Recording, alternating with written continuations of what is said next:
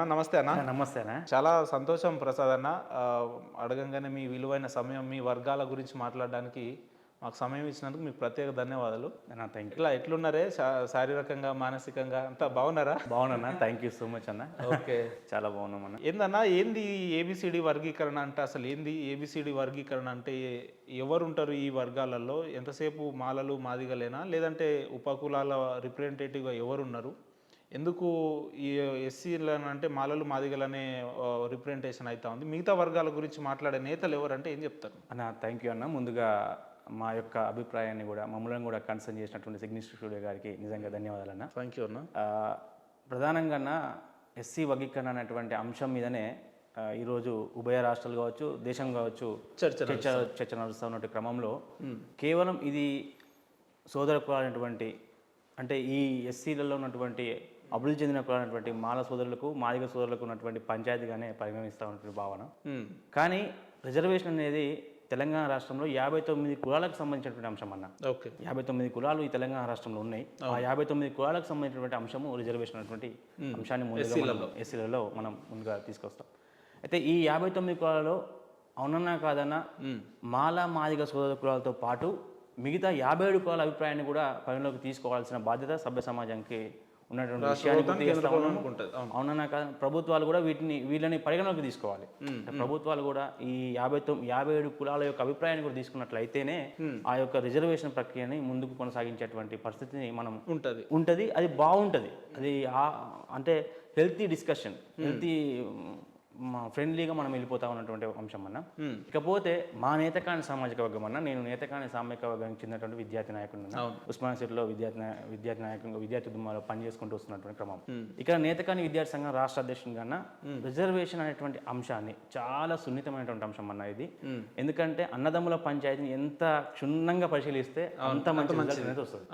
అంటే ఈ కుటుంబంలో ఉన్నటువంటి పంచాయతీలే చెప్పినప్పుడు కొంత అన్నిటిని అవగాహన చేసుకొని మాట్లాడినప్పుడే దానికి ఒక సాధికారత ఉంటుంది అనేటువంటి అభిప్రాయాన్ని వ్యక్తపరచాలి వస్తుంది. సో మా అభిప్రాయం ఏంటంటే నేతకాని సామాజిక వర్గం ఈ తెలంగాణ రాష్ట్రంలో అత్యంత వెనుకబడి ఉన్నటువంటి, ఈ రాష్ట్ర రాజధానికి చాలా సుదీర్ఘమైన ప్రాంతాలకు చెందినటువంటి సామాజిక వర్గం అన్న. మేము ఎక్కడ చూసినా 200 కిలోమీటర్ల మేరకు, అంటే రాష్ట్ర రాజధానికి ఒక 200 కిలోమీటర్ల మేరకు అవతలనే జీవిస్తా ఉన్నాం, గోదావరి పరివాహక ప్రాంతాల్లో. ఈ తెలంగాణ రాష్ట్రంలో 12 లక్షల జనాభాను కలిగి ఉండి దాదాపు ఉమ్మడి 12 లక్షల జనాభా ఉన్నారు. 12 లక్షల జనాభా చాలా మందికి తెలియదు. అసలు 12 లక్షల జనాభా ఉన్నటువంటి విషయము ప్రభుత్వ నివేదికల దగ్గర తప్ప, ప్రభుత్వానికి దగ్గర తప్ప బాహ్య ప్రపంచానికి తెలియదు. ఎక్కడ ప్రచారం లేదు. ఎందుకంటే మేము కేవలము గోదావరి పరివాహక ప్రాంతాలైనటువంటి ఉమ్మడి ఆదిలాబాద్ జిల్లా, కరీంనగర్, వరంగల్, ఖమ్మం, గోదావరి అయితే ఏ విధంగా అయితే ప్రవహిస్తూ ఉందో ఆ గోదావరి పరివాహక ప్రాంతాల్లో మాత్రమే జీవించడం, అక్కడ నుండి రాష్ట్ర రాజధానికి రాకపోవడం అనేది మా యొక్క అంటే మా డ్రాబ్యాక్ అన్న. మేము ఎందుకు సభ్య సమాజానికి తెలియకపోయినామంటే అదొకటి. రెండో విషయం ఏంటంటే మేము ఈ నేతకాని సామాజిక వర్గాన్ని సోదర కులాలు మా సామాజిక వర్గమే అని చెప్పేసేటువంటి ప్రయత్నం చేయడం అనేది మా యొక్క వెనుకబడడానికి ప్రధాన కారణం. ఎందుకంటే నేతకాని సామాజిక వర్గం అన్న ఈ స్టేట్ కంటే రాష్ట్ర రాజధానికి దూరంగా ఉన్నాము. ప్రధానంగా మేము మాల సోదర కులాలు, అంటే మాల కులస్తులు మమ్మల్ని మా సామాజిక వర్గానికి చెందిన వ్యక్తులుగానే భావిస్తున్నాం ఇప్పటికి కూడా. అంటే మమ్మల్ని మాకంటూ ఒక ప్రత్యేకమైన ఆచార సాంప్రదాయాలు, మాకంటూ ఒక ప్రత్యేకమైనటువంటి సంస్కృతి ఉన్నప్పటికీ మేము సోదర కులాల జాబితాలోనే పరిగణించబడుతున్నాం. ఈ రోజు వరకు నేను యూనివర్సిటీలో విద్యార్థి నాయకుడు నన్ను కూడా, అంటే తప్పులేదు, ఇక్కడ అందరం అన్నదమ్ములమే, కానీ మా ఐడెంటిటీ మాకు కావాలి కదా, మా గుర్తింపు కూడా మాకు కావాలి కదా. ఆ అంశంలో మమ్మల్ని కూడా మాల సోదర కులాలు కదా, అంటే మాల కులస్తులుగానే మమ్మల్ని పరిగణించడం అనేది ఈ రోజు జరుగుతూ ఉంది. నేతకాయలు అంటే నథింగ్ బట్ మాల అని అంటారు. మొన్న రీసెంట్ గా చెన్నూరు ఎమ్మెల్యే గారు గౌరవనీయులు మాల అంటే, సరే మీరు చెప్తున్నట్టు నేతకానులకు మాలలకు తేడా ఏందన్నా? వ్యత్యాసం ఏంది? వాళ్ళ కులవృత్తులు ఎట్లుంటాయి, మీ కులవృత్తులు? అన్న మేము కంప్లీట్ గా మగ్గం మీద బట్టన వేసినాం అన్న. అంటే మగ్గం మీద బట్టన వేయబడినటువంటి సామాజిక వర్గం అది. సో మా కులస్తులు ఏంటి అంటే, మాకు ఒక ట్రెడిషన్, అంటే మా యొక్క ఆచారం ఏంటంటే, ఈ బట్టన వేసినటువంటి, అంటే మగ్గం మీద వేసిన బట్టని మేము నిమ్న జాతి కులాలకు, అంటే ఆదివాసీలకు కానీ, తర్వాత ట్రైబ్స్ కొంతవరకు వెనుకబడిన ప్రాంతాలలో ఉన్నటువంటి వాళ్ళకి మాత్రమే బట్టను వేయడం అనేది జరిగింది. సో మేము నేసిన బట్టను కొంత పద్మశాలి కులస్తులు, మా సేమ్ అంటే దీంట్లో ఒకే వృత్తి ఉన్నప్పటికీ కూడా పద్మశాలిలు వాటిని అంటే మార్కెట్లోకి తీసుకుపోవడం అనేది ఆనాడు ఉన్నటువంటి సంస్కృతి అన్న.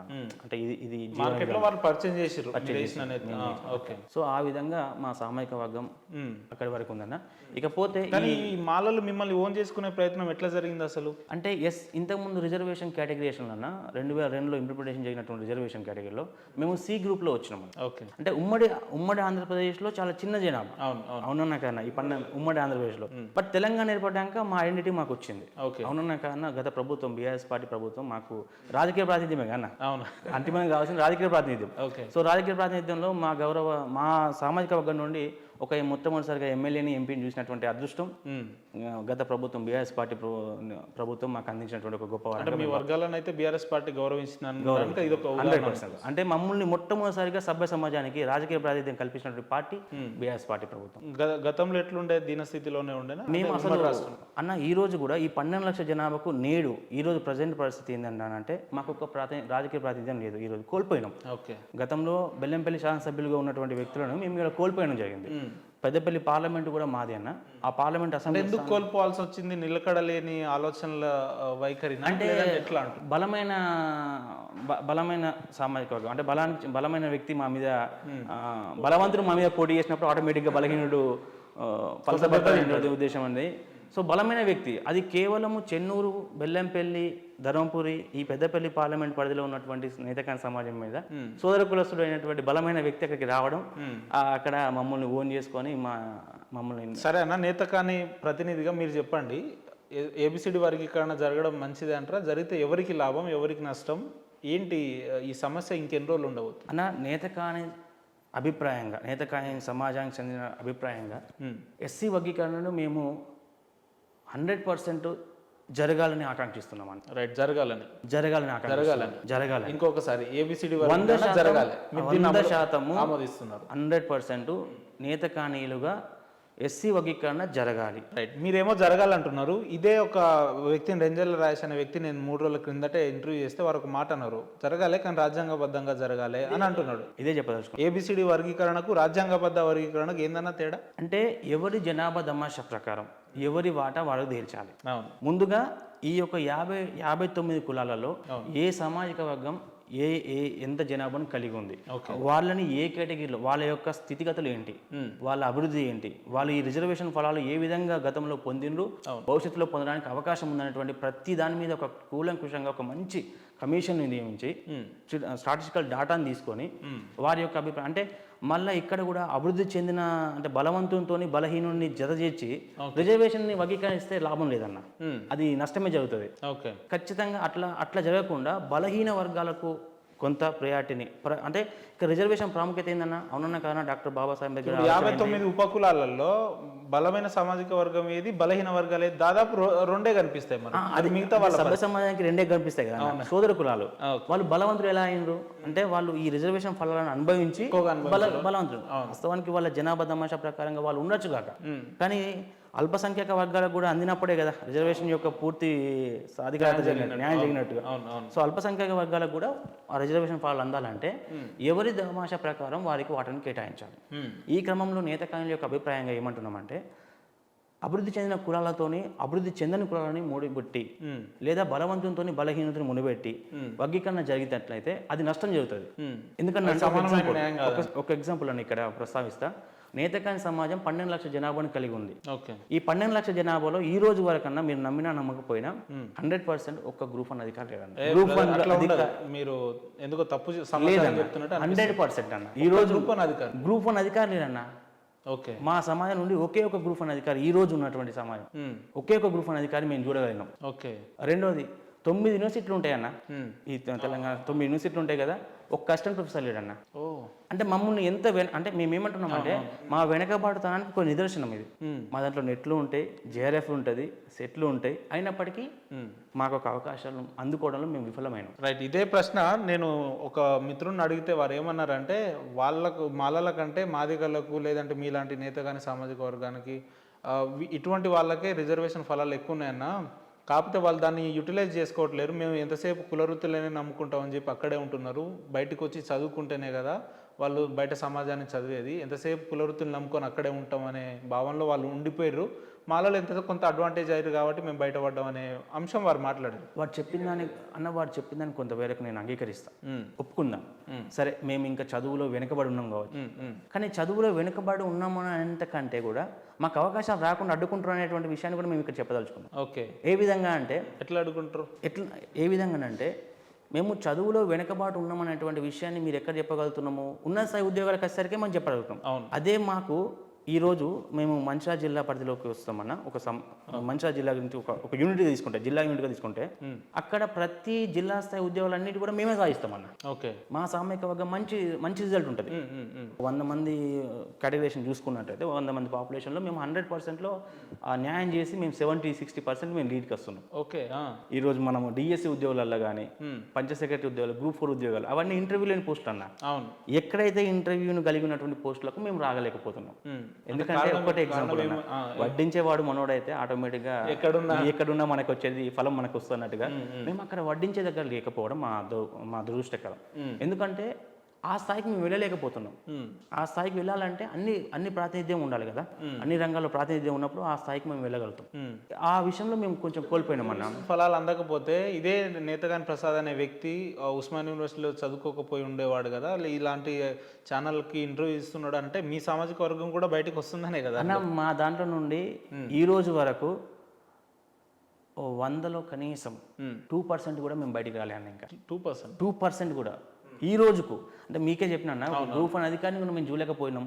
యూనివర్సిటీ స్థాయి ఉద్యోగాలు కూడా మేము సాధించలేకపోయినాం అన్నప్పుడే మాకు అంటే మేము ఏదో కష్టాలు అంటే మా ముందు తరం, మాకున్నటువంటి ముందు తరం మమ్మల్ని ఇక్కడ దాకా గైడ్ చేయడం వల్ల ఇది దాకా రాగలిగినాం తప్ప, యూనివర్సిటీ దాకా రాగలిగినాం తప్ప ఇంకా చాలా మంది రాలేదు. మీరు చెప్తున్న లెక్కలో చూస్తే ఈ వర్గీకరణలో జరిగితే మీ వర్గాలకు సబ్బండ న్యాయం జరుగుతుందని మీరు భావిస్తారు? వర్గీకరణ అంటే నేను అదే అంటున్నా. వర్గీకరణ జరిగినప్పుడు ఏకసభ్య కమిషన్ వేసింది ఈరోజు ప్రభుత్వం పూర్తి నివేదిక తీసుకొని అంటే కులాల వారీగా పూర్తి నివేదిక తీసుకొని ఎవరికి దమాషా ప్రకారం, ఎవరి జనాభా దమాషా ప్రకారం వారికి వాటాను కేటాయించే విధంగా ఈ వర్గీకరణ జరిగినట్లయితే ఈ వర్గీకరణలో అంశం ఉంది కదా, ఎవరి దమాషా ప్రకారం వారికి రావాలి మేము ప్రస్తావిస్తున్నాం అన్న. నేతకానుల యొక్క అభిప్రాయం ఏంటంటే మేము గతంలో ప్రభుత్వానికి విన్నవించుకున్నాం, ఏకసభ్య కమిషన్ నియమించుకున్నాం. మేము అభివృద్ధి చెందిన కులాలతో పోటీ పడలేము, మేము వెనుకబాటుతానికి గురైనాము. మీ వర్గాలకు కూడా కార్పొరేషన్ ఉన్నట్టుంది కదా? లేదన్న. గత ప్రభుత్వం కాంగ్రెస్ పార్టీ ప్రభుత్వం రేవంత్ రెడ్డి గారు మాకు ఎన్నికల హామీ ఇవ్వడం అని జరిగింది. మా ఓట్లను కూలగొట్టడం ఈ రోజు వరకు కార్పొరేషన్ లేదన్న. అంటే మమ్మల్ని అక్కడనే అర్థమవుతుందన్న.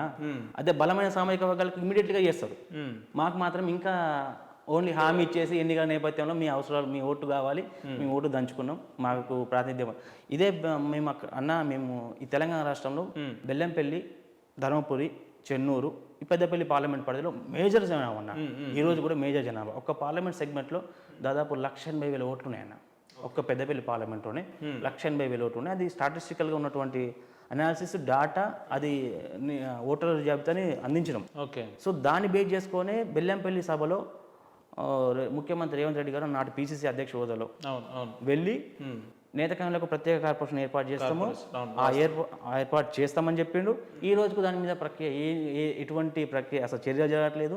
మా నాయకులు పాపం కొంతమంది సరే ఇది నమ్మి వాళ్ళ వెంట పనిచేసిన వాళ్ళు ఈ రోజుకు ప్రయత్నాలు జరుగుతున్నాయి అన్న. అంటే నేతగాని వర్గాల జీవిత విధానం 2014 కంటే ఉమ్మడి రాష్ట్రంలో ఎట్లుండేదన్న, 2014 తర్వాత ఇప్పుడు ఎట్లుంది అన్న? 2014 కంటే ముందుగా మేము మా సామాజిక వర్గాన్ని ఇక్కడ ఒక చిన్న మా సామాజిక వర్గం గురించి చెప్తానన్నా. ఏంటంటే మా సామాజిక వర్గాన్ని మొట్టమొదటిసారిగా వెలుగులోకి తీసుకొచ్చినటువంటి ఘనత మా యూనివర్సిటీ ప్రొఫెసర్ అన్న, ప్రొఫెసర్ జాడి ముసలయ్య గారని, ఉస్మాన్ సిటీ ప్రొఫెసర్ అన్న, పొలిటికల్ సైన్స్ డిపార్ట్మెంట్ వారితో పాటు నాటి గ్రూప్ 1 అధికారి, మాజీ పార్లమెంట్ సభ్యుడు డాక్టర్ బోలకొండ వెంకటేష్ నేత గారు, దుర్గం చిన్నయ్య గారు, తర్వాత ముడుమల శంకర్ అని ట్రైబల్ వెల్ఫేర్ చీఫ్ ఇంజనీర్ అన్న శంకర్ సార్, ఆయన ఈరోజు సిఈ స్థాయిలో ఉన్నాడన్న, ట్రైబల్ సిఈ. అంటే వీళ్ళు ఒక మొదటితరం నాయకులు, పెద్దలుగా మొట్టమొదటి ఇనిషియేట్ తీసుకొని ఈ కుల సంఘాన్ని కూడా బయట తీసుకురావాలి, మన సమాజాన్ని కూడా బయట తీసుకురావాలి, బాహ్య ప్రపంచానికి తెలియజేయాలి, మా సమస్యలని, మా బాధలని కూడా సభ్యసమాజం తెలియజేయాలని చెప్పేసి ఒక సంఘాన్ని ఏర్పాటు చేయడం. ఆ సంఘంలో ఈ రోజు వరకు 100 మంది నాయకులు తయారవడం అనేది మా అదృష్టం అన్న. వాళ్ళు వేసిన పునాదుల మీద ఈ రోజు చాలా మంది నాయకులు తయారవుతున్నారు. సంఘాలుగా నిర్మాణం జరుగుతున్నాయి, సంఘాలుగా చైతన్యం అవుతున్నాం, సమాజంగా మేము బయటికి వస్తున్నాం. కానీ ఇక్కడ సుదూర ప్రాంతం ఉండడం అనేది మాకు డ్రాబ్యాక్ అన్న. హైదరాబాద్కు రాకపోవడం అనేది, మా సమాజాన్ని వెలుగులోకి తీసుకురాకపోవడం అనేది ఎక్కడ అవుతున్నాం అంటే మంచిర్యాల, బెల్లంపల్లి, లేదంటే కరీంనగర్, ఈ పెద్దపల్లి లేదా వరంగల్, ఖమ్మం వరకు మాత్రం పరిమితమైన అక్కడ ఆ ప్రాంతంలో ఉన్నటువంటి నియోజకవర్గాలకు ఉన్నటువంటి వ్యక్తులకు చాలా సుపరిచితులమే. కానీ రాష్ట్ర రాజధానికి మాత్రం మేము ఇంకా రాలేకపోయి. విచిత్రంగా ఉంది ప్రసాద్ అన్న, రాష్ట్రం వచ్చి దాదాపు 10-11 ఏళ్ళ అవస్థ ఉంది. మీ వర్గాల ప్రజలు ఇంకా రాష్ట్ర రాజధాని చూడలేదు, రాలేని పరిస్థితులలో ఉన్నారు అని అంటే నమ్మసకంగా లేదు. ఇది కొంచెం అంటే అక్కడే మేము వెనుకబడిపోతున్నాం అన్న. ఓకే, ఇక్కడ అంటే మేము ఇంకా రాష్ట్ర రాజధానికి ఎందుకు చేరలేకపోతున్నాం అనేది మమ్మల్ని మేము ప్రశ్నించుకున్నట్లయితే మా ఆర్థిక స్థితిగతులు కానీ, మా జీవన నేపథ్యం కానీ, జీవన విధానం కానీ ఇవన్నీ కూడా మాకు ఎక్కడ అంటే మేము ఇంకా కొంచెం ఇంకా చైతన్యం కావాలి, అది ఉన్నత విద్య వైపు మేము అడుగులు వేయాలి, ఆ ఆవశ్యకతను మేము తెలియజేయాలి సభ్య సమాజానికి, మా సమాజంలో తెలియాలని చెప్పి. మీ వర్గాలలో అన్న ఇప్పుడు వర్గీకరణ జరగాలని మాదిగ సామాజిక వర్గం పరేడ్ గ్రౌండ్లో పెద్ద స్థాయిన మీటింగ్ పెట్టింది, మాల సామాజిక వర్గం కూడా పెట్టింది. మీ వర్గాలలో కూడా మీ జనాభాని మీరు ప్రదర్శించుకునేలాగా ఒక పెద్ద స్థాయి బహిరంగ సభలు ఇప్పటి వరకు ఎందుకు మీ నేతలు, ముందున్న నేతలు ఎందుకు ఇటువంటి కార్యాచరణలు తీసుకోవట్లేరు అని అంటే ఆ ప్రయత్నాలు కూడా కొనసాగుతున్నామన్నా. మేము ఈ యొక్క వర్గీకరణ అనే అంశాన్ని ఆగస్టు 2వ తేదీన సుప్రీంకోర్టు ఇచ్చిన తీర్పుని వెంటనే ఈ తెలంగాణ రాష్ట్రంలో మొట్టమొదటిసారిగా ఆ అంశం మీద మాట్లాడినటువంటి ఎస్సీ కులమే మా నేత కులం అన్న. ఆగస్టు 7వ తారీఖున సోమాజిగూడ ప్రెస్ క్లబ్లో పెద్దలందరితో కూడినటువంటి ఒక సమావేశం ఏర్పాటు చేసుకొని ఒకవేళ వర్గీకరణ అనివార్యమైతే మా పాత్ర ఏంది, మా అభిప్రాయం ఏందనే అంశాన్ని మేము ఆలో తెలియడం జరిగిందన్న. ఒకవేళ వర్గీకరణ జరగాలి అని కోరుకుంటూ, ఒకవేళ జరిగితే మమ్మల్ని బలమైన సామాజిక వర్గంలో పొందుపరచకుండా మేము ఇంకా వెనకబడి ఉన్నాం కాబట్టి మాకు న్యాయం జరిగే విధంగా ప్రభుత్వాలు చర్యలు తీసుకోవాలని చెప్పేసి విన్నవించుకోవడం. మేము ఈ ABCD అనేటువంటి కేటగిరీషన్లో 2002లో జరిగినటువంటి మార్గదర్శకాలని అప్పుడున్నటువంటి దాన్ని బేస్ చేసుకొని category A, category B, category C, category Dలో ఉంటే మేము కేటగిరీ Cలో ఉన్నామన్న. గతంలో 25 కులాలతో ఉన్నాము. మాల సోదర కులాలతో పాటు మేము కూడా ఉండడం జరిగింది 25 కులాలలో. సో ఈ రోజు C కేటగిరీ కాకుండా మేము D కేటగిరీ అంటే ప్రత్యేకమైన కేటగిరీ కావాలి మాకు. అక్కడ పోటీ పడలేం కాబట్టి మాకు అంటూ ప్రత్యేకమైన కేటగిరీ ఇచ్చేసి D గ్రూప్లో చేర్చి మా జనాభా తమాషా ప్రకారం మాకు రిజర్వేషన్ కేటాయించండి. అది 5%గా మేము మా ప్రతిపాదన గవర్నమెంట్కు ఒక ప్రధాన డిమాండ్ D కేటగిరీలో చేర్చి మాకు ఒక 5% రిజర్వేషన్ కేటాయించినట్లయితే మా వర్గం అభివృద్ధి పథంలో నడిపేటువంటి ఒక అవకాశం మాకు కల్పించడం వల్ల అక్కడ నుంచి వస్తుంది, అక్కడ పునాది పడుతుంది. ఇకపోతే బహిరంగ సమావేశం అనేటువంటి కార్యాచరణ మేము గతంలో ఈరోజు అంటే అది దాని వెంటనే కార్యాచరణలో భాగంగానే ఒక బహిరంగ సభకు ప్రణాళికలు సిద్ధపడ్డాయి.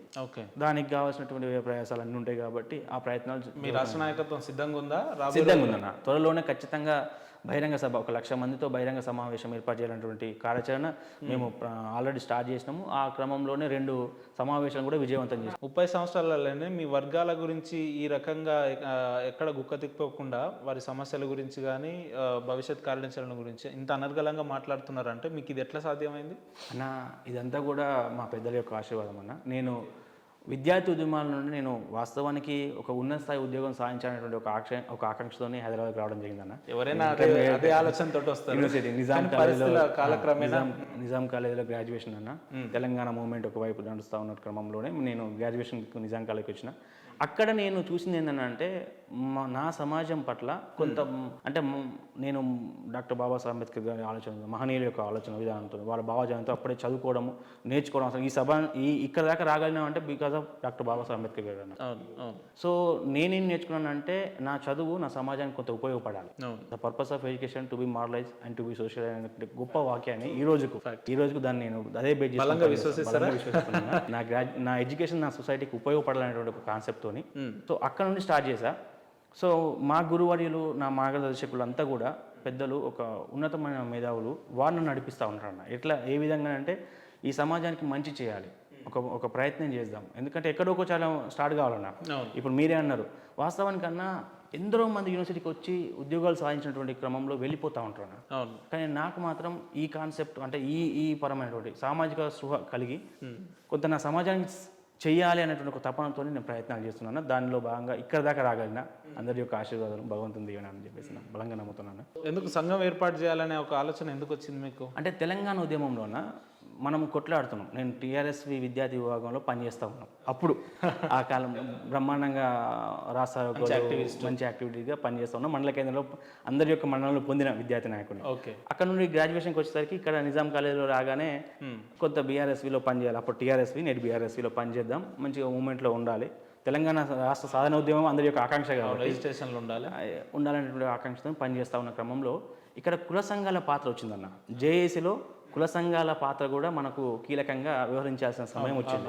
సో అక్కడ జేఏసీలో కుల సంఘాల నిర్మాణంలో భాగంగానే నేతకాని విద్యా సంఘం అనేది పురుడోసుకుందన్న. ఓకే. ఆ రోజు దాని యొక్క అయితే ఈ జేఏసీలో కుల సంఘాల పాత్ర అనేది అంశం మీద మా కుల సంఘాన్ని నిర్మాణం చేసినటువంటి పెద్దలు గతంలో ఇప్పుడు ఇంతకుముందు చెప్పినాం కదా, ప్రొఫెసర్ జాడి ముసలయ్య కానీ, మురుమల శంకర్ సార్ కానీ, మా గ్రూప్ వన్ అధికారి నాటి గ్రూప్ వన్ అధికారి నేటి మాజీ పార్లమెంట్ సభ్యుడు డాక్టర్ వెంకటేష్ నేత గారు కానీ, వీళ్ళందరూ కూడా ఒక వేదికను ఏర్పాటు చేసుకొని ఆ వేదిక పట్ల ఒక సంఘంగా మనం అంతా ఈ సమాజం అంతా కూడా తెలంగాణ ఉద్యమంలో భాగస్వామ్యం కావాలి. ప్రత్యేక తెలంగాణ రాష్ట్రం ఏర్పడినప్పుడు మాత్రమే మనకు అవకాశాలు వస్తాయి. మాకు కూడా అప్పుడు ఉండే ఈ యొక్క అవకాశాలను కానీ రేపు మనకు మన భవిష్యత్తు బాగుండాలంటే రాష్ట్రం సిద్ధించాలనేటువంటి ఉద్దేశంతో జేఏసీలో కుల సంఘాల జేఏసీలో ఏర్పడడం జరిగింది. ఆ కుల సంఘాల జేఏసీ ఏర్పడినప్పుడు నేను విద్యార్థి నాయకుని కదా, అప్పుడే విద్యాదశలో ఉన్నా కాబట్టి నేతకాని విద్యా సంఘాన్ని ఎస్టాబ్లిష్ చేయడం, ఆర్గనైజ్ చేయడం, ఆ మొట్టమొదటిసారిగా జరిగినటువంటి ఎన్నికల సందర్భంలో పుట్టిందే నేతకాని విద్యాసంఘం పుట్టిందన్న. నేతకాని విద్యాసంఘానికి నాడు ఎన్నుకోబడి నేటి వరకు కొనసాగుతున్నాను. దాదాపు ఎంతమంది సభ్యులు ఉంటారన్న? అన్న నేతకాని విద్యాసంఘంలో మనం ఒక 8 జిల్లా కమిటీలు, 40 మండల కమిటీలు ఉన్నాయన్న. ఇప్పటివరకు మీ వర్గాల కోసం, సమస్యల కోసం పోరాడిన సందర్భాలు ఏమైనా ఉన్నాయా? పరిష్కార దిశ? అవునన్న. నేతగా అంటే ఇక్కడ ఏమైందన్న అంటే తెలంగాణ రాష్ట్రం ఏర్పడిన వెంటనే ఎవరికి రాని సమస్య మా సమాజానికి వచ్చిందన్న. ఏంటది? కుల సమస్య అన్న. కుల పేరు సమస్య. కుల పేరు సమస్య ఏంటంటే నేతకాని సమాజాన్ని నేతానిగా ముద్రించడం జరిగింది. ప్రభుత్వ ప్రచారంలో నేతకానిని కాస్త నేతానిగా మార్చడం జరిగింది. నేతానిగా మార్చిన క్రమంలో మా పెద్దలు, మా జాతీయ అధ్యక్షులుగా అంటే సంఘ నిర్మాణంలో కీలకంగా ఉన్నటువంటి పెద్దలు గౌరవనీయులు జాతీయ అధ్యక్షులు గోమా శ్రీనివాస్ గారు ఉన్నారన్న ప్రస్తుతం. ఆ నాయకులు వారి వెంట 2 సార్లు ఢిల్లీకి తీసుకెళ్ళి ఆ రోజు ఉన్నటువంటి పరిస్థితుల్లో ఇది కేంద్ర ప్రభుత్వానికి సంబంధించినటువంటి అంశము. సో క్యాస్ట్ రిజర్వేషన్ అంటే క్యాస్ట్ నేమ్ మారాలి అంటే ఖచ్చితంగా అంటే కొంత ప్రయత్నం చేద్దామని చెప్పేసి ఢిల్లీకి తీసుకెళ్ళి అక్కడ ఉన్నటువంటి అప్పుడు పెద్దలను కలిసి కేంద్ర మంత్రి గారు ఇదే సోషల్ వెల్ఫేర్ మినిస్టర్ గాను వారికి కలిసి రిప్రజెంటేషన్స్ ఇవ్వడము, అట్లా నేతని కాస్త నేతకానిగా మార్చుకునే క్రమంలో నాడు నుండి నేటి వరకు అనేక మంది అంటే ఆ ప్రయత్నంలో సంఘాలు ఇన్వాల్వ్ అయ్యి మొన్నటి వరకు ఈ గతం అంటే ఈ ప్రభుత్వంలో కాంగ్రెస్ ప్రభుత్వంలో మాకు మొన్న ప్రసాద్ అన్న మీరు చెప్పండి, నేతకానిల జీవన విధానం మారాలి, ఇంకొంత మెరుగుపడాలని అంటే ఈ రిజర్వేషన్లు అనేవి ప్రాధాన్యం అత్యంత అవసరమని మీరు భావిస్తున్నారా, లేదంటే వ్యక్తిగతంగా కూడా మనం బయటికి రావచ్చు కదా అనేది కొంతవరకు నా భావన. అంటే రిజర్వేషనే ప్రధానమని మీరు ఎట్లా భావిస్తున్నారు అంటున్నారు? అంటే రిజర్వేషన్ అంటే మీరు అన్నట్టుగా 100% అన్న ఎవరికైతే కొంత బాహ్య ప్రపంచానికి రాగలుగుతారు, సభ్య సమాజంలో పోటీకి ఈరోజు అన్ని వర్గాలతో పోటీ పడడానికి అవకాశాలు ఉన్నటువంటి వ్యక్తికి రిజర్వేషన్ అవసరం లేదన్న. కొంత మేరకు అంటే మనకు విద్య చాలా ప్రాముఖ్యం అన్న. విద్య అనేది చాలా బేస్, అది ఉంటే అన్ని వస్తాయి అన్నున్నట్టే. సో నేను విద్యను ఏమంటానంటే చదువుకోలేని వారికి విద్య లేని అందించడంలో భాగమే రిజర్వేషన్. చదువుకోలేని స్థితిగతిలో ఉన్నప్పుడు రిజర్వేషన్ సీట్ అనేది ఇంపార్టెంట్. ఒకవేళ చదువుకునే సిచ్యువేషన్ బాగానే ఉంటే రిజర్వేషన్ అవసరం లేదు, ఫైనాన్షియల్ బయటకు అంతే. సో నేనేమంటున్నా అంటే ఈ వర్గాల వరకు ఇప్పుడు నేను చెప్పాను కదా అన్న, ఒక 100 మందిలో 2% నుండి 5% పీపుల్ వరకు మాత్రమే మేము ఉన్నత విద్యకు వచ్చినాం. ఈ రోజుకు ఓన్లీ 5% పీపుల్ మాత్రమే హైయర్ ఎడ్యుకేషన్ చూడగలుగుతాం. 95% ఇంకా మేము చూడలేదు. సో 95% నేను చూడాలంటే కనీసం ఒక 30-40% అని మేము చూడాలంటే రిజర్వేషన్ అనేది ఖచ్చితంగా కావాలి. కొంత యూజ్ అవుతుంది. మేము వచ్చిన తర్వాత ఇప్పుడు అభివృద్ధి అంటే జనరల్గా ఇటు వచ్చిన తర్వాత హైయర్ ఎడ్యుకేషన్ చూసిన తర్వాత వారికి అవసరం లేదు. మాలో కూడా ఎవరైనా అభివృద్ధి చెందిన వాళ్ళు ఉంటే రిజర్వేషన్ అంశం మీద వాళ్ళు ఇదే మాట్లాడతారు. ఏంటంటే సరే మనం రిజర్వేషన్ అంశం కంటే కూడా మనం ఇంకా ఎదగాలనేటువంటి ప్రయత్నం ఏం చేద్దాం, ఇంకా బాహ్య ప్రపంచంలో ఇలా పోటీ పడటం అంటే రిజర్వేషన్ ఒకటే కాదు కదా, మిగతా అన్ని రంగాల్లో మనం పోటీ పడాలి. అప్పుడు రిజర్వేషన్ ఒకటే కాకుండా ప్రైవేట్ రంగంలో కూడా మనం రాణించవచ్చు. ఈ క్రమంలో వచ్చినప్పుడు వాళ్ళు అందించేటువంటి సలహా ఏంటంటే రిజర్వేషన్తో పాటు రిజర్వేషన్ పక్కన పెట్టి కూడా మనం ఎదగాలి, రిజర్వేషన్ సీట్లకే పరిమితం కాకుండా రిజర్వేషన్ పక్కన పెట్టి కూడా మనం ఎదగాలనేటువంటి ఒక ఆకాంక్షను కూడా వాళ్ళు అందిస్తాం. ఏబిసిడి వర్గీకరణ జరగాలని ఎవరెవరైతే దీన్ని ఆకాంక్షిస్తున్నారో వాళ్ళ వాళ్ళ వాళ్ళ వర్గాలకు మీరు మద్దతు పలుకుతున్నట్టే కదా. ఉదాహరణకు మందకృష్ణ లాంటి వాళ్ళకి కావచ్చు. అన్న నేను ఇక్కడ మందకృష్ణ అని పెద్దన పాత్ర పోషించమని కోరుతున్నాను. ఓకే, చాలా పెద్దన మీరు సామాజిక ఉద్యమం, వాస్తవానికి మీ ఉద్యమం చాలా గొప్పదన్న, మిమ్మల్ని మేము గౌరవిస్తా ఉన్నాం. ఇక్కడ కృష్ణన్న కూడా మేము విన్నవిస్తున్నాం, మీరు పెద్దన్న పాత్రలో ఏదైతే ఇంటికి పెద్దలాగా ఉంటారో అదే పెద్దన్న పాత్ర పోషించి ఏ సామాజిక వర్గాలకైతే న్యాయం జరగాలని కోరుకుంటారో అల్పసంఖ్యాక వర్గాలకు కూడా న్యాయం జరిగే విధంగానే మీరు రిజర్వేషన్ తీసుకురావాలి, రిజర్వేషన్ ఇంప్లిమెంట్ చేయాలని చెప్పేసి మీరు అడగాలి. అన్ని వర్గాల వరకుగా మీరు ప్రశ్నించే గొంతు కాబట్టి, అన్ని వర్గాలకు సంబంధించిన వ్యక్తి కాబట్టి, కేవలం మేము ఎక్కువ జనాభా ఉన్నాము, మేము ఇంకా మా వరకు మాత్రమే పరిమితం చేసుకుంటాం అనేదే కాకుండా అందరికీ న్యాయం చేసే విధంగా రిజర్వేషన్ ఇంప్లిమెంటేషన్ చేయాలనేది కోరుకుంటే బాగుంటుంది అనేది నా అభిప్రాయం. అంటే వారు అందరికీ న్యాయం చేసే విధంగా లేరంటారా? ఎట్లా అంటే భావన ఎట్లా? ఎంతసేపు అన్నా అంటే ఇక్కడ ఏమంటున్నంటే మీ యొక్క ఆలోచన కేవలం ఒక వర్గానికి పరిమితం కాకుండా, బలమైన మీ వర్గానికి పరిమితం కాకుండా అందరినీ దృష్టిలో పెట్టుకొని రిజర్వేషన్ కావాలని ప్రతిసారి ఏం మాట్లాడతాడంటే మాలలు మా రిజర్వేషన్ తీసుకున్నారు, మాదిగలు వెనకబడ్డారు, మాలలు తీసుకున్నారు, మాదిగలు వెనకబడ్డారు, ఇంతే మాట్లాడతాడు. రెండే అంశాల గురించి మాట్లాడుతుంది అంటే మాదిగ సోదరు అంటే మీకు మాదిగ మరియు మాల సోదర కులాల గురించి మాట్లాడుతున్నారు. అంటే అభివృద్ధి చెందిన కులము ప్లస్ అభివృద్ధి చెందాలనుకున్న కులం గురించి మాట్లాడుతున్నారు. కానీ ఇంకా అసలు అభివృద్ధి అంటే ఏందో తెలియని కులాల గురించి మాట్లాడతారు కదా. అది పాయింట్ ఇక్కడ. అభివృద్ధి చెంది అసలు అభివృద్ధి అంటే అసలు ఆమడ దూరం ఉన్నటువంటి కులాల గురించి మాట్లాడతారు కదా. దాని గురించి కూడా మాట్లాడండి అన్న అని మేము మా యొక్క అభిప్రాయం, మా యొక్క విజ్ఞప్తి. అంటే మిగిలిన 57 కులాల ప్రతినిధిగా మందకృష్ణ గారు ప్రవర్తిస్తలేరంటారా? వారి భావన 57 కులాల లేదన్న 57 కులాల ప్రతినిధిగా మరి అన్నారు కదా వారు ఒక స్టేట్మెంట్ లో మాట్లాడి మిగిలిన 57 కులాలు మొత్తం నా వెనుకనే ఉన్నాయి, నాకే మద్దతు ఇస్తున్నాయని మాట్లాడారు కదా వాళ్ళు. అన్న 57 కులాలు మీ వెంట ఉండడం అనేది వేరు, కానీ మీరు 57 కులాలను న్యాయం చేసే విధంగా ఉండడం అనేది వేరు. ఇక్కడ నేను అది చెప్పదలుచుకున్నా. వాస్తవం 57 కులాలు మీ వెంట ఉండొచ్చు కాక, కానీ 57 కులాలకు కావాల్సినటువంటి అంశం కూడా మీరు మాట్లాడితే సంతోషపడతాం. ఎస్, మా సామాజిక వర్గం గురించి కూడా మాట్లాడాడు, మాకు కూడా రావాల్సిన రిజర్వేషన్ గిట్లా తిప్పిస్తామని చెప్పేసి మాట్లాడాడు. ఈ రిజర్వేషన్ వర్గీకరణ జరిగితే వీళ్ళని అంటే ఈ అంశాలకు ఇవన్నీ ఉపకులాలని సంబంధించి ఎక్కడ ఇన్వాల్వ్మెంట్ లేదా అన్న ఈ వర్గీకరణ విషయంలో? ఏదైతే మందకృష్ణ గారు ముఖ్యమంత్రి గారిని కలవడం కానీ ప్రెస్ మీట్లలో బహిరంగ సభలలో ఇట్లా మీ కులాల ఇన్వాల్వ్మెంట్ లేదా వాళ్ళు తీసుకునే నిర్ణయాలలో? లేదన్న. అంటే నేను ఇక్కడ ఏం చెప్పదలుచుకున్నాను అంటే అన్న, ఉపకులం అనే పదము వాస్తవానికి రాజ్యాంగంలో లేదన్న. Right, there is no word in the constitution. Right, okay. Sub caste అనే వర్డే లేదన్న. ఎస్సీ క్యాస్టెస్ 59 కులాలు 50 కులాలు. ఎక్కడ అసలు కులం ఒక కులం ఇంకో కులం ఉపకులం కాదన్న. అంటే ఏ కులానికి ఆ కులం అనే ఒక ప్రత్యేకమైనటువంటి సంస్కృతి సాంప్రదాయాలు ఉంటాయి, ఒక విశిష్టత ఉంటుంది, దాని యొక్క ఆచార వ్యవహారాలు ఉంటాయి. కాబట్టి ఏ కులంకి ఆ కులం వేరు. ఇక్కడ కులాల వారికి వచ్చేసరికి 59 కులాలు ఉన్నాయి. ఈ 59 కులాలకు 59 గ్రూపులు ఉన్నాయి కదా. ఆ కోణంలోనే మేమేమంటున్నామంటే అభివృద్ధి చెందిన కులాలు, జనాభా ఎక్కువగా ఉన్న కులాలు, జనాభా ఎక్కువ ఉన్న వాళ్ళతో జనాభా తక్కువ ఉన్న వాళ్ళని పోల్చితే కంపేర్ చేస్తే కుదరదు, న్యాయం జరగదు కూడా. అంటే బలవంతుడి మీద బలహీనుని ప్రయోగిస్తే ఖచ్చితంగా బలవంతుడే గెలుస్తారు కదా అన్న. ఈ కోణంలో నేనేమంటున్నా అంటే మా అభిప్రాయం ఏంటంటే, నేతకాయన అభిప్రాయం, మేము బలహీన వర్గాలకు చెందినటువంటి వాళ్ళు, మేము ఇంకా ఆమడ దూరంలో ఉన్నటువంటి వాళ్ళు, మమ్మల్ని ఎవరితో పోల్చుకుంటారు? ఇంకా బలమైనటువంటి వ్యక్తులతో పోల్చండి. అంటే ఇంకా మిగతా వాళ్ళు ఉన్నారు, ఇంకా అసలు రిజర్వేషన్ ఫలాలు కాదన్న, రిజర్వేషన్ గురించి చూడని వ్యక్తులు ఉన్నారు చాలా మంది. ఓకే, 57 కులాలలో నిజంగా 57 కులాల కొన్ని కులాలు కనీసం వాళ్ళకు ఈ రోజు కన్నా. కానీ నిజం ఏంటంటే అసలు రిజర్వేషన్ అంటే ఏందో తెలియని వాళ్ళు ఉన్నారు, సర్టిఫికేట్ తీసుకొని వాళ్ళు ఉన్నారు, కుల సర్టిఫికేట్ పొందలేని వాళ్ళు ఉన్నారు, ఓకే, ఇప్పటికీ ప్రాథమిక విద్యను అందుకోలేని వాళ్ళు ఉన్నారు. వీళ్ళ గురించి మాట్లాడే వాళ్ళు వీళ్ళ గురించి మాట్లాడతలేరు, వీళ్ళకు చైతన్యం రావట్లేదు, వాళ్ళలో కొంత సామాజిక గృహ లేదు. వాళ్ళందరినీ కూడా కలుపుకొని పోయినప్పుడే కదా అన్న రిజర్వేషన్ యొక్క ఉద్దేశాన్ని ఫుల్ ఫ్లెక్సిబుల్గా మనం అందించిన వాళ్ళం అవుతాం. బాబాసాహెబ్ అంబేద్కర్ గారి యొక్క ఆశయాన్ని మనం నెరవేర్చిన వాళ్ళం అవుతాం. కాబట్టి ఆ వర్గాల ప్రతినిధిగా మా అభిప్రాయం ఏంటంటే, సరే మీరు బలవంతులు, మీరు ఏ విధమైనటువంటి రిప్రజెంటేషన్ ఇవ్వడం అనేది మీకు మీరు చేసుకొని కాక, కానీ బలహీనులు మీతో పాటు పోల్చుకొని, అంటే మిమ్మల్ని తీసుకొని వీరంతా మా వెంటనే ఉన్నారు, మాకస్త మీద వచ్చినట్టు అనేటువంటి అభిప్రాయాన్ని మీరు తెలియజేయకుండా ముందుకు తీసుకెళ్ళాలని మా. అంటే మందకృష్ణ అదే భావంతో అదే ఆలోచన విధానంతో ఉన్నారంటారా? బహుశా అన్న అభిప్రాయం ఏంటనేది కూడా నేను తెలియదన్న. ఓకే, ఇక్కడ మందకృష్ణ గారు ఏ అభిప్రాయంతో వర్గీకరణ కావాలంటున్నటువంటి అంశం కూడా, కాకపోతే ఎప్పుడు చెప్పినా మాత్రం ఒకటే వర్గం ఒకటే అభిప్రాయం చెప్తారు. మాకు న్యాయం, మేము మాలలతో పోటీ పడలేము, మాకు అన్యాయం జరుగుతుంది. అవును. మీ వరకు చూస్తున్నారు, కానీ మీ తర్వాత వచ్చేటువంటి తమ్ముళ్ళ గురించి ఎవరు అడగట్లేదు అనేటువంటి అభిప్రాయాన్ని మేము వ్యక్తపరుస్తాం.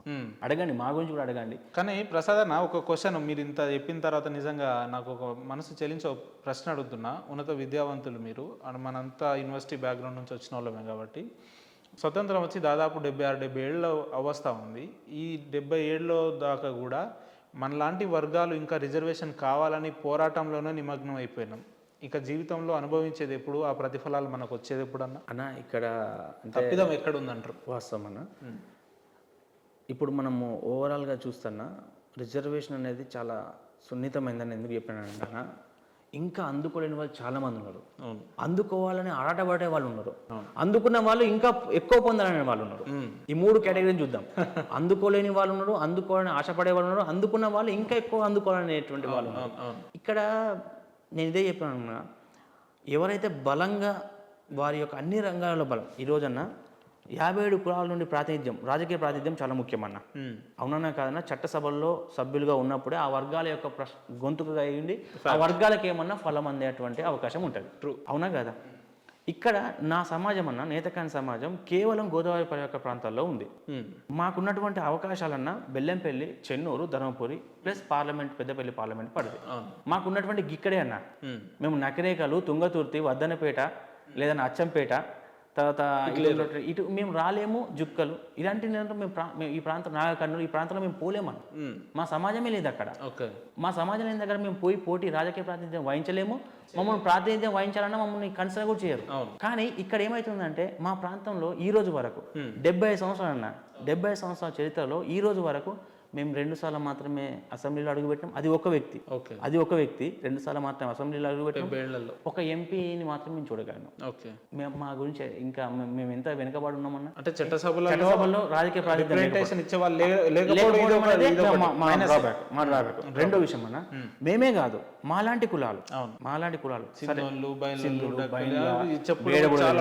ఇంకా చాలా ఉన్నాయన్న. మిత్తులయ్య వాళ్ళు, మాలదాసాలు, ఇంకే కులాలు కావచ్చు, ఇంకా ఉన్నటువంటి వాళ్ళు, వాళ్ళ గురించి ఇంకా వాళ్ళ ప్రాతినిధ్యం లేదు. సరే, స్థానికంగా వాళ్ళ ప్రాతినిధ్యం, ఇప్పుడు స్థానికంగా అన్న వాళ్ళు ఒక ప్రాంతానికి చెందిన వాళ్ళు, ఇప్పుడు స్థానిక సంస్థలే వస్తాయన్న. స్థానిక సంస్థలో వాటి ప్రాతినిధ్యం ఉన్నప్పుడే కదా వాళ్ళ ఆ వర్గాలకి ఏమన్నా న్యాయం జరిగేటువంటి అవకాశం ఉంటుంది అనేది.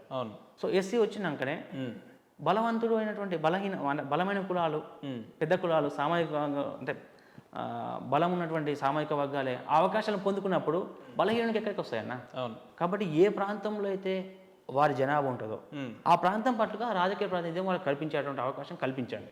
అప్పుడు న్యాయం జరుగుతుంది. సబ్బన్న వర్గాలకు కూడా న్యాయం జరిగే అవకాశం ఉంటుంది. మీ వర్గాలకు న్యాయం జరగాలంటే క్షేత్రస్థాయి నుంచి రాజకీయాల్లో రావాల్సిన అవసరం ఉందని మీరు భావిస్తున్నారు? 100%.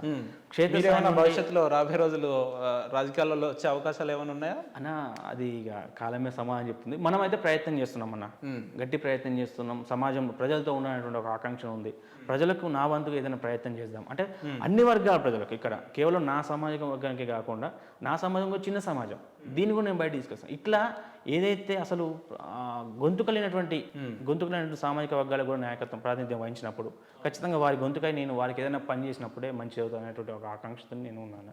సో ఈ కోణంలో రాజకీయ ప్రాతినిధ్యం అంటే ఖచ్చితంగా విద్యార్థి నాయకుడిగా ఉన్నాను. ఖచ్చితంగా భవిష్యత్తు ప్రయాణం కూడా బాగుండాలనేటువంటి విద్యార్థి నాయకత్వం నుంచి మీ వర్గాల గురించి జనరల్గా ఇప్పుడు ఉన్న లీడర్షిప్ ఎట్లయిపోయిందంటే, విద్యార్థి నేతలు అని అంటే ఎంతసేపు స్వార్థం గురించి ఆలోచించి ఏ నాయకునికో గులాంగిరి చేసి వ్యక్తిగత స్వలాభం పొందడానికే ఎక్కువ ప్రయారిటీ ఇస్తుంటారు. మీరు వచ్చి దాదాపు ఇప్పుడు 40-50 నిమిషాలు అవుతుంది మాట్లాడి, ఎంతసేపు మీ వర్గాల గురించే మాట్లాడుతున్నారు తప్ప వ్యక్తిగతంగా రాజకీయాలలో ఏదో ఆశపడి మాట్లాడినట్టయితే నాకేం కనిపిస్తలేదు. ఎందుకు మీ వర్గాల పట్ల మీకు అంత ప్రేమ ఆప్యాయతలు? అంటే అన్న బాబాసాహెబ్ అంబేద్కర్ చెప్పిండన్న, ఆయన ఆశయాలని మనం ఆయన ఆలోచన విధానాన్ని మనం ఆదర్శంగా తీసుకొని ముందుకెళ్తాం. ఏ వర్గాల నుండి వచ్చినామో ఆ వర్గాల ప్రాతినిధిగా మనం ఉండాలని చెప్పిండు. నేను అదే వర్గం నుండి వచ్చి బలంగా నమ్ముతున్నా. సో అంటే ఎంతసేపు చదువుకోవడం వరకే పరిమితం కాకుండా ఆ చదువుకున్న చదువుని ఖచ్చితంగా ఇంప్లిమెంటేషన్లో చూపించాలి. సో ఆ ఇంప్లిమెంటేషన్లో భాగంగానే నేనేమంటున్నా అంటే నా వర్గాలకు నేను ప్రాతినిధ్యం వహిస్తాను. ఆ వర్గాల ప్రజలు నన్ను హక్కున చేర్చుకుంటానని నమ్ముతున్నా. అదైతే గొప్ప విషయం. అప్పటి నుండి ఇంకా నేను ఈ క్రమంలో ఎవరైనా నాకు అవకాశం కల్పించినా లేదా నన్ను హక్కున చేర్చుకున్నటువంటి వ్యక్తుల దగ్గర ఖచ్చితంగా నేను పోతా. 100% నేను ఖచ్చితంగా వారి వద్దకు వెళ్ళడమే, వారిని అడగడమే, ఇంకా నన్ను బలపరచమని చెప్పేసి కోరుకోవడమే. ఈ క్రమంలో నేను ఈ ప్రయాణం అనేది కొనసాగిస్తున్నాను. సాయిని ప్రసాద్ నేత అనే వ్యక్తి రాబోయే రోజుల్లో జెడ్పీటీసీగా పోటీ చేస్తాడని మాకు విశ్వసనీయ సమాచారం. ఎందుకంటే రాజకీయాలలో ఉంటేనే సమస్యలన్నీ కూడా సాల్వ్ చేయగలుగుతారని మీరు అనుకుంటున్నారని తెలిసింది. ఎంతవరకు వాస్తవన్నా రాబోయే రోజుల్లో ఏమన్నా పోటీ చేసే అవకాశాలు ఏమైనా ఉన్నాయా? 100% అన్న. అయితే ఈ కోణంలో ఏంటంటే ఒక 1.5 year నుండి దాదాపు గత ప్రభుత్వంలో అందరితో ఉన్నటువంటి ఒక సాన్నిహిత్యం ప్రకారంగా సంబంధాలతో మనం ముందుకెళ్తా ఉన్న క్రమంలో పెద్దల ఆశీర్వాదం తీసుకొని ఒక 1.5 year నుండి పనిచేస్తున్నాను. నా ప్రాంతం నేను జన్నారం అన్న, నాది మంచిర్యాల జిల్లా జన్నారం అనే ప్రాంతం.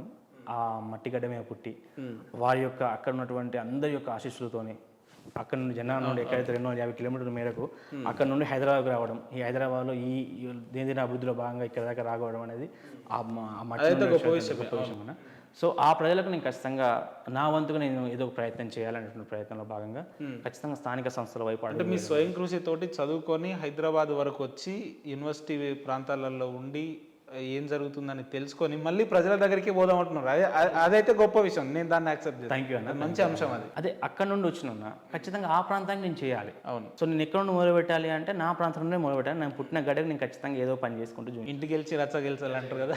సో ఆ క్రమంలోనే ఇప్పుడు రానున్న స్థానిక సంస్థల ఎన్నికల నేపథ్యంలో ఒక ప్రయత్నం చేస్తూ ఉన్నా 1.5 year నుండి వివిధ రూపంలో. అది అక్కడన్నా ఇక్కడేమో కమ్యూనిటీ పాయింట్ ఆఫ్ లో ఆర్గనైజేషన్ అంటే సామాజిక బాధ్యతగా NGO. At the same time అన్ని సామాజిక వర్గాలు నేను అన్ని సామాజిక వర్గాల దగ్గరికి వెళ్ళాలి, అందరి దగ్గరతో ప్రజలందరితో మమేకం కావాలంటే ఒక ఎన్జిఓని స్టార్ట్ చేసుకొని SC10 ఒక ఎన్జిఓని స్టార్ట్ చేసుకొని దాని ప్రత్యేకత ఏంది? అబ్రివేషన్ అంటే అది SC10 అనేది ఒక మనకు ఆ ప్రాంతం ఎన్జిఓ ఒక ప్రత్యేకత ఏంది, మీరు ఏం చేస్తున్నారు? అంటే సేవా కార్యక్రమాలు అన్న. ఇప్పుడు నాకున్నటువంటి పరిచయం, నేను ఆ ప్రాంతంలో ఉన్నటువంటి విద్యార్థులకు ప్రధానంగా నేను విద్యార్థి సంఘ నాయకుడు కాబట్టి వివిధ రూపాల్లో నేను పనిచేస్తూ వచ్చినాను. ఇప్పుడు ఏం చేశానంటే మాది దట్టమైన అడవి ప్రాంతం అన్న, చలి తీవ్రత విపరీతంగా ఉంటుంది. సో నేను స్టార్ట్ చేసినప్పుడే నాకు ఆలోచన వచ్చింది ఏం చేయాలి అంటే దుప్పట్ల పంపిణీ కార్యక్రమం ఒక మంచి ఇమేజ్ తీసుకొచ్చింది. అంటే ఇక్కడ నుండి అది ఎప్పుడు 1.5-2 years బ్యాక్ అన్న. సో ఆ టైంలో నేను ఒక కార్యక్రమం తీసుకోవాలి అని చెప్పేసి ఆలోచించిన వెంటనే దుప్పట్ల పంపిణీ కార్యక్రమం నిరుపేదలు, వృద్ధులకు, చిన్నపిల్లలకు, హాస్టల్ నుంచి చదువుకుంటాం, మనం హాస్టల్ బ్యాక్గ్రౌండ్ వచ్చినాం కాబట్టి హాస్టల్ చదువు పిల్లలకు కష్టాలు చేస్తాం కాబట్టి ఒక దుప్పటి ఇస్తే వాళ్ళు చాలా సంతోషపడరు అన్న. అది నాకు చాలా సంతోషాన్ని ఇచ్చింది. వెంటనే స్కూలింగ్కి వెళ్ళినా, స్కూల్ విజిట్ చేసిన. అంటే నేను కూడా జెడ్పీహెచ్ఎస్ నుండి వచ్చినా కాబట్టి స్కూల్స్కి పోయినా, జిల్లా పరిషత్ స్కూళ్ళలో. ఆ పిల్లలు కొంత ప్రేరణ కావాలి కదా, మనం కూడా ఈ ప్రాంతం నుండి ఈ స్కూల్ నుండి చదువుకొని యూనివర్సిటీ దాకా పోయినాం, ఖచ్చితంగా మీరు రావాలి నాన్న, మీరు కూడా భవిష్యత్తు గొప్పగా అంటే మనం గొప్ప చదివే మన ఆయుధం కాబట్టి గొప్ప భవిష్యత్తుకు పునాది కావాలంటే మనం మంచి చదువుకొని బయటికి వెళ్ళాలని చెప్పేసి 10th class పిల్లలకు అవసరమైనటువంటి పరీక్షా ప్యాడ్ల పంపిణీ, ఇతర సామాగ్రి పంపిణీ చేసి ఒక మోటివేషన్. నేను స్కూళ్ళల్లో పోవడం అంటే ఒక మోటివేషన్ లాగా తీసుకున్నాను. ఆ పిల్లలతో కొంచెం మాట్లాడితే, మేము కూడా చిన్నప్పుడు అనుకున్నాం మాతో ఎవరైనా కొంచెం గొప్ప అంటే కొంచెం మంచి వ్యక్తులు వచ్చి మాట్లాడితే అరే మేము కూడా అట్లా కావాలనేటట్టు చిన్న ఇన్స్పిరేషన్ చదువుతానని చెప్పేసి ఉద్దేశంతో నేను స్కూళ్ళల్లో బుక్స్, నోట్బుక్స్ పంపిణీ ఇంకా అవన్నీ నడుస్తా ఉన్నా. దాంతోపాటు ప్రశ్నించడం స్టార్ట్ చేసిన. సమస్యల పట్ల ప్రశ్నించడం, సమస్య అంటే ఈ ప్రాంతం పట్టినటువంటి సమస్యల మీద పరిష్కార దిశగా. అప్పుడు మా ప్రాంతంలో ఉన్న నాది మంచి అంటే ఒక 43,000 ఓట్లు ఉన్నటువంటి ప్రాంతం అన్న, పెద్ద మండలం, 10 పడకల ఆసుపత్రి అన్న, చిన్న ఒక్క ప్రభుత్వ ఆసుపత్రి, ఒకే ఒక ఆసుపత్రి. దాని మీద స్పందించాలనే ఉద్దేశంతో 30 పడకల ఆసుపత్రి నిర్మాణం కోసము ప్రభుత్వాన్ని విన్నవించుకోవడం జరిగింది. గత ప్రభుత్వాన్ని బీఆర్ఎస్ నాటి కొంత. అయితే ఆ క్రమంలో అంటే నేను ప్రయత్నం చేసినాను. సో ప్రభుత్వం కూడా కొన్ని చర్యలు తీసుకుంటే ఈ ప్రభుత్వం దాన్ని ముందు తీసుకొస్తాననే ఆశాభావాన్ని వ్యక్తపరుస్తా ఉన్నా. ఇక అట్లా స్థానిక సమస్యల మీద స్పందించడం, స్థానికంగా ఉన్నటువంటి చిన్న చిన్న అవసరాల నిమిత్తం. ఇప్పుడు పేదింటి మహిళ ఉంటుందన్న, చాలా ఇబ్బంది అంటే ఏదన్నా మన దృష్టికి వచ్చినప్పుడు కొంతమంది అడుగుతూ ఉంటారు అన్న. ఈ రోజుల్లో అంటే మెల్లిమెల్లిగా ప్రజల్లోకి వెళ్ళిపోయింది కాబట్టి, నానుడు వెళ్ళిపోయింది కాబట్టి ప్రసాదం లేకపోతే చిన్న ప్రయత్నం చేస్తే అంటే ప్రసాదానికి ప్రజలకైతే వెళ్తుందన్న. ఆడపిల్లలకు ఇంకోటి ప్రసాద్ అన్న, ఇంకోటి విచిత్రం ఏంటంటే అయితే పోటీ చేయాలనుకుంటున్న మీ మండలం ఉందో అది జనరల్ స్థానం కదా, జనరల్ రిజర్వేషన్ ఉన్న స్థానాలలో పోటీ చేయడమే మన వాళ్ళకి ఎక్కువ. అటువంటిది జనరల్ స్థానంలో పోటీ చేయడానికి మీరు సంసిద్ధమయ్యారు అంటే ఇది సాహసం అనే చెప్పాలి నిజంగా. అంటే జనరల్లో కూడా పర్లేదు, నేను పోటీ చేయాలనే ఆలోచన ఎందుకు వచ్చింది మీకు అంటారు? అంటే జనరల్ అనేది ఇక్కడ అంశం కదన్న. రైట్. నేను ప్రజలతో ఉండాలి, ప్రజల మనిషిగా నేను వెళ్ళిపోవాలి. అది జనరల్ స్థానమా రిజర్వ్ స్థానమా పక్కన పెట్టిన. రైట్. సో నేను పోయిన తర్వాత నన్ను ఆదరిస్తారు అనేటువంటి ఆశాభావం నేను చేసే కార్యక్రమాల బట్టి నాకు వచ్చేసింది. ప్లస్ వాళ్ళంతా కూడా మీకు ఆ రకమైన ప్రజాదరణ ప్రజల్లో కనిపిస్తుందా? నేను వెళ్ళినప్పుడు నన్ను రిసీవ్ చేసుకుంటాను, దాన్ని బట్టి నాకు అర్థమవుతుంది. నేను వెళ్ళినప్పుడు నా ప్రజలు, నా ప్రాంత ప్రజలు నన్ను ఒక బిడ్డగా, మా ఇంటి బిడ్డగా, మా తమ్ముడిగానో, మా అన్నగానో, మా కొడుకుగానో ఇట్లా నన్ను రిసీవ్ చేసుకోవడం, వారి ఆప్యాయతను నన్ను పంచుకోవడం అనేది చూస్తే నేను రిజర్వేషన్ క్యాండిడేట్ని, జనరల్ క్యాండిడేట్ని ఆలోచిస్తలేనా, వీళ్ళకి నేను ప్రాతినిధ్యం వహించాలి. ఈ సమస్యలు అంటే ఈ ప్రాంతం అభివృద్ధి కోసం నేను పనిచేయాలి. ఈ ప్రాంతం అభివృద్ధి కోసం పనిచేసినప్పుడు ఏమైతే యూనివర్సిటీ విద్యార్థి నాయకుడిని కాబట్టి ఖచ్చితంగా నాకు ఆ స్పేస్ ఉందన్న, అక్కడ దొరికింది. నన్ను విద్యావంతుడిగా ఆదరిస్తున్నారు, సేవ చేసే గుణం ఉందని చెప్పేసి నన్ను ఆదరిస్తున్నారు. కాబట్టి ఈ రెండింటిని పే చేసుకొని నేను ప్రయత్నం చేస్తున్నాను. ఆ ప్రయత్నంలో భాగంగా ఈ రోజు వరకు ఏంటంటే మండల ప్రజానీకం అంతా, మండల నాయకత్వము, పెద్దలు కూడా నన్ను, చాలా మంది పెద్దలు కూడా నన్ను ఆశీర్వాదం తీసుకున్నా, మండల ప్రజల యొక్క ఆశీర్వాదం తీసుకున్నా. వాళ్ళందరూ కూడా ఎస్ నువ్వు ఒక మంచి క్వాలిఫైడ్ విద్యార్హతలు కలిగిన ఉన్నది, సమస్యల పట్ల అవగాహన ఉంది, సమస్యకి ఎక్కడైతే స్థానిక సమస్యలు తెలిసిన వాడు, ఎక్కడైతే సమస్య ఉందో అక్కడ పరిష్కరించేటువంటి స్వభావం ఉంది, ఈ సమస్యకి ఏ పరిష్కారం అయితే మార్గం అయితే ఉందో ఆ కోణం తెలిసిన వాడు కాబట్టి ఖచ్చితంగా నువ్వు మా ప్రాతినిధిగా ఉంటే బాగుంటుందని చెప్పేసి వాళ్ళు భావిస్తారు. కానీ ప్రసాద్ అన్న, ఇప్పుడున్న రాజకీయ పరిస్థితులు మనం చూస్తే ఒక సర్పంచ్గా పోటీ చేసే వ్యక్తే లక్షల మోతాదులో ఖర్చు పెట్టిన పరిస్థితులు గతంలో మనం చూసినాం, ఇప్పుడు కూడా అదే రకమైన పరిస్థితి ఉంది.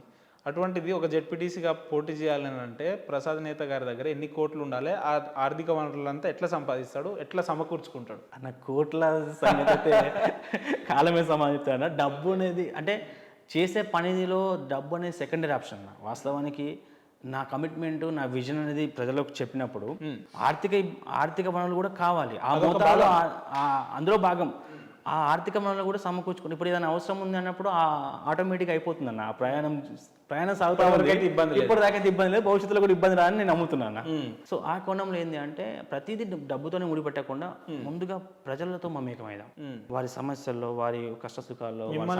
మీ నియోజకవర్గ ప్రజలు, మీ స్థానిక ప్రజలు ఎందుకు నమ్మాలి ప్రసాద్ అన్న అంటే ఏం చెప్తారు? ఎందుకంటే ఇప్పుడున్న పరిస్థితులలో ఏ రాజకీయ నాయకుడు రాజకీయ అరంగేట్రం చేసినా కూడా మేము ప్రజల కోసం వస్తాం, ప్రజలని సమయం కేటాయిస్తామని చెప్తున్నారు. ఒకసారి ఏదన్నా పదవిలోకి గెలిచిన తర్వాత ప్రజలకు దూరంగా ఉండడం, ప్రజల్ని కలవకపోవడం, ఆ రకమైన పరిస్థితులు రాజకీయాలలో సర్వసాధారణంగా జరుగుతున్నాయి. మిమ్మల్ని ఎందుకు స్థానిక ప్రజలు నమ్మాలి అని అంటే ఏం చెప్తారు? థ్యాంక్ యూ అన్న. మంచి అంటే ఇదే అంశం చాలా మంది ప్రశ్నిస్తూ ఉంటారు. అంటే ప్రజల్లో కూడా ఉండేటువంటి ఒక ప్రశ్న, ఒక అపోహ. నేనేమంటున్నానంటే నా వయసు 30 సంవత్సరాలు అన్న. నేను 30 సంవత్సరాలు రాజకీయ అరంగేటం చేయబోతున్నా. నేను మిగతా 30 సంవత్సరాలు అంటే దాదాపు ఒక మనిషి లైఫ్ ఎక్స్పాండ్ అనుకుంటే మిగతా సమయం అంతా కూడా నేను ప్రజా జీవితంలో ఉండాలి. సో నేను ఒక విద్యావంతుడిగా, చదువుకున్నవాడిగా, అవగాహన ఉన్నవాడిగా నేను మంచి చేస్తేనే నన్ను ఆదరిస్తారు. నేను ఇవాళ మీరు చెప్పినట్టుగా ఇవాళ పదవి రాగానో లేక పదవిలో ఉన్నప్పుడు ఇంకా నేను ప్రజలకు దూరం అయితే ఇంకా అవకాశం ఉండేది, అక్కడే అయిపోతుంది. సో నేను ప్రయాణం స్టార్ట్ చేసింది ఎప్పుడన్నా 30 yearsలో, 40 yearsకి ఎన్ని క్లోజ్ చేసుకోవడానికి కాదు కదా. ఖచ్చితంగా నేను ఇంకా కంటిన్యూ చేయాలి, భవిష్యత్తు నిర్మాణం చేసుకోవాలి. కాబట్టి ఈ కోణంలో ఏమన్నా అంటే నేను 100%గా ప్రజలతో ఉండి, నాకు ఇక్కడ వేరే వ్యాపకం ఏం లేదన్న, వేరే వ్యాపకం లేదు, వేరే ఉద్దేశం. పొద్దున్న లేసి ఏం ఉపయోగపడతా, ఎట్లా పనిచేస్తే ఎంత మంచి చేస్తా, మంచి చేయడంలో నేను భాగస్వామ్యం కావాలి, చెడుకు దూరంగా ఉండాలి, ఇంతే. మంచికి ఎక్కువ మోతాదులో ఉండి వాళ్ళతో ఉండాలి, చెడు కార్యక్రమాలకు మనం అసలు ఎంటర్టైన్ చేయకుండా దూరంగా ఉంటే సరిపోతుంది. ఇంతవరకు ఆలోచించి మీరు చెప్తున్నట్టు ప్రసాద్ అనే వ్యక్తి ప్రజలకు సేవ చేయడానికి రాజకీయాల్లో రావాలనుకుంటుండా, లేదంటే వ్యక్తిగత స్వలాభం పొందడానికి రావాలనుకుంటున్నా? ఇక్కడ వ్యక్తిగత స్వలాభం ఏం లేదన్న. ఓకే, చాలా క్లియర్ అన్న. నా విజనరీ ఏంటి అంటే అన్న, మీరు ఆన్ రికార్డ్ చెప్తున్నారు, ఇది మీ భవిష్యత్తులో చాలా ఉపయోగపడుతుంది, ఆలోచించి మాట్లాడారు. 100కు 200% అన్న. ఇక్కడ వ్యక్తిగత జీవితం కంటే కూడా ప్రజా జీవితానికి వ్యక్తిగత జీవితానికంటే కూడా ప్రజా జీవితానికి ఎక్కువ ప్రాధాన్యత. ఇంకొకసారి ఆ మాట, వ్యక్తిగత జీవితానికంటే ప్రజా జీవితానికి ఎక్కువ ప్రాధాన్యత. 100% అన్న, 200%. ఇది మీరు ఖచ్చితంగా రికార్డ్ చేసుకొని ఎక్కడన్నా మిస్టేక్. ఎందుకు అంత కాన్ఫిడెన్స్ గా నా రాజకీయ జీవితంలో ఎలాంటి స్వలాభం చూడనని చెప్పి ఎందుకు అంత కాన్ఫిడెన్స్ గా మాట్లాడుతున్నారని అంటే నా ఉద్దేశం ఏంటంటే పొద్దున్న లేసి నేను అంటే నేను ఒక చిన్న ప్రాంతం నుండి ఒక సాధారణ కుటుంబం నుండి ఈ దాకా రాగలిగిన అందరి యొక్క ఆశీర్వాదం. నేను పొద్దున్న అంటే నా పనితనమే నన్ను ఇక్కడ దాకా నిలబెట్టింది. రేపొద్దున ఇంకా ఎదగాలనుకున్నప్పుడు ఖచ్చితంగా వాళ్ళతో అదే చేయాలి. నేను గతంలో చేసిన పనే భవిష్యత్తులో చేయాలి, అప్పుడే నా ఎదుగుదల ఉంటుంది. ఓకే. సో గతంలో ఈ 30 సంవత్సరాల జర్నీలో అంటే 30 సంవత్సరాల వయసులో ఒక 25 అంటే ఈ ఒక 15 సంవత్సరాలు నేను అంటే ఉద్యమాల రూపంలో విద్యార్థి ఉద్యమాల రూపంలో ఉన్నాను కదా. ఇక్కడ దాకా వచ్చిన అంటే నిలబడ్డా. ఇక ముందు కూడా ఇంకా స్టాండర్డ్గా నిలబడ్డప్పుడే ఎటువంటి మచ్చ లేకుండా ఎటువంటి ఏది లేకుండా కొంత నిలబడినప్పుడు మాత్రమే ఇంకా ఉన్నతమైన జీవితాన్ని నేను చూడగలను. అదైతే మీరు నా అంతిమ లక్ష్యం అన్న చాలా క్లియర్ ఒక విజన్తోని నేను మంచి ఒక టార్గెట్ పెట్టుకొని పనిచేస్తున్నాను. ఎక్కువ రోజు అంటే 4 రోజులు బతికినా మంచిగా గొప్ప బతకాలనే ఒక ఆశయం. చాలా మంచి మాట చెప్పారు ఇంత పెద్ద ఇంటర్వ్యూలా. అయితే మీరు భవిష్యత్తులో ఒకవేళ పోటీ చేయాలనే పరిస్థితి వస్తే పార్టీల నుంచి పోటీ చేస్తారా, వ్యక్తిగతంగా పోటీ చేస్తారా, ఇండిపెండెంట్గా పోటీ చేస్తారా? అన్న ఇప్పటికైతే నేతకాని విద్యాసంఘాన్ని ఎస్టాబ్లిష్ చేసుకొని ఆ నేతకాని విద్యాసంఘాన్ని ద్వారా మా రాజకీయ ప్రాతినిధ్యం కల్పించినటువంటి సందర్భంలో బీఆర్ఎస్ పార్టీ అభ్యర్థుల గెలుపు కోసం నేను పనిచేసినామన్న. మమ్మల్ని ఆదరించిన పార్టీ నిరంకుశంగా చెప్పేస్తాను, నిరంకుశంగా కూలంగా మమ్మల్ని ఆదరించిన పార్టీ, మాకు అవకాశాలు కల్పించిన పార్టీ బీఆర్ఎస్ పార్టీ. గౌరవ కేసీఆర్ గారి నేతృత్వంలో ఉన్నటువంటి పార్టీ, కేటీఆర్ గారి ఆశీస్సులతోని మాకు 2 సార్లు మేము చట్టసభలో అవకాశం పెట్టాము. సో మమ్మల్ని గుర్తించిన పార్టీగా మేము దాన్ని ఖచ్చితంగా ఓన్ చేసుకుంటామన్న ఆ పార్టీ. సో ఈ రోజు వరకు నేతకాని విద్యాసంఘం బీఆర్ఎస్ పార్టీకి వ్యక్తుల కోసం పనిచేసి వారి యొక్క ఆ బాటలో కొనసాగుతున్నాం కాబట్టి భవిష్యత్తులో మా పనితనం కూడా అంటే మేము చేసిన పని కూడా పార్టీ గుర్తించి స్థానిక నాయకత్వం కూడా గుర్తించి అవకాశం కల్పిస్తే ఇంకా బలంగా ఉంటుంది అన్న. లేదు అనుకుంటే ఇన్ని రోజులు కష్టపడ్డాం కాబట్టి ఆ డ్రాబ్యాక్ కాకుండా ఎందుకంటే ప్రయత్నం చేస్తాం. ఎందుకంటే నన్ను అంటే నాకు కూడా కొంత క్యాడర్ ఉంది. ప్రజల్లోకి వెళ్ళినప్పుడు ప్రజలు విశ్వసించారు. మళ్ళీ నేను డ్రాబ్యాక్ అయిపోతే ఆ విశ్వాసం నేను ఆత్మవిశ్వాసం దెబ్బతీసిన కాబట్టి ఆ ప్రయత్నాన్ని చేయనన్నా. ఒక ప్రయత్నం గట్టిగా చేస్తున్నా. దానికి ప్రకృతి, ప్రజలు, భగవంతుని దీవెన, పెద్దల ఆశీర్వాదం, ఇలాంటి ఆత్మీయుల యొక్క సహకారం, అందరి యొక్క సహకారం ఉంటుంది. తప్పకుండా ఒక మంచి కోసం చేసే ప్రయత్నంలో అందరూ అడిగే ఒక చేయుతని ఇస్తారని చెప్పేసి ఒక ఆశాభావం వ్యక్తపరుస్తుంది. రైట్ అన్న, ఇన్నేళ్ళ మీ ఉద్యమ జీవితంలో, విద్యార్థి జీవితంలో ఎటువంటి వివాదాలు లేకుండా ఎదిగిన నేతల్లో ప్రధానంగా మీ పేరు కూడా వినిపిస్తూ ఉంటుంది. అండ్ రాజకీయాల్లో ఒక సేవా దృక్పథంతో, మానవ దృక్పథంతో రావాలనే ఒక ఆలోచనకైతే వ్యక్తిగతంగా నేనైతే అభిమానిని. రైట్, అదైతే నేను క్లియర్ కట్గా చెప్తా.